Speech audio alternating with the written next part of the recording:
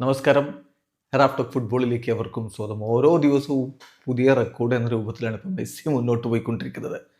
38-ാമത്തെ വയസ്സിൽ ഇങ്ങനെയുണ്ട് ഒരു കളി. ഒരു താരത്തിന് എങ്ങനെ ഇത്ര കംപ്ലീറ്റ് പ്ലെയർ ആയിട്ട് മാറാൻ പറ്റും? ഫുട്ബോൾ ലോകം അത്ഭുതം കൂറി നിൽക്കുകയാണ്.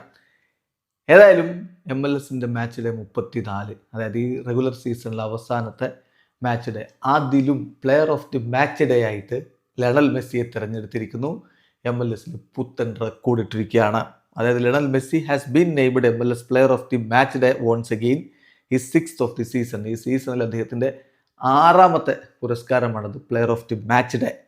അതോടുകൂടി he becomes the first player in MLS history to achieve these in consecutive seasons. തുടർച്ചയായ സീസണുകളിൽ ഈ നേട്ടത്തിലേക്ക് എത്തുന്ന ആദ്യ താരമാണ്. അതായത് കഴിഞ്ഞ സീസണിലും അദ്ദേഹത്തിന് 6 player of the match day പുരസ്കാരങ്ങൾ ഉണ്ടായിരുന്നു. ഈ സീസണിലും 6 മാച്ച് ഡേ പുരസ്കാരങ്ങളായി കഴിഞ്ഞു. അതോടുകൂടി അദ്ദേഹം MLS ചരിത്രത്തിൽ ആദ്യമായിട്ട് ബാക്ക് ടു ബാക്ക് ഇയേഴ്സിൽ, കൺസിക്യൂട്ടീവ് ഇയേഴ്സിൽ ഈ നേട്ടത്തിലേക്ക് പോകുന്ന ആദ്യ താരമായിട്ട് മാറിയിരിക്കുകയാണ്.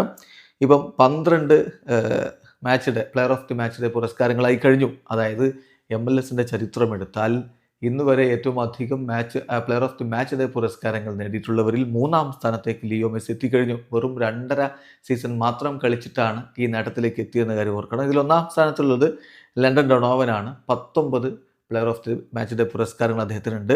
2ാം സ്ഥാനത്ത് ജെഫ് കന്നിങ്ങാമാണ്. അദ്ദേഹത്തിന് 14 player of the match day പുരസ്കാരങ്ങളുണ്ട്.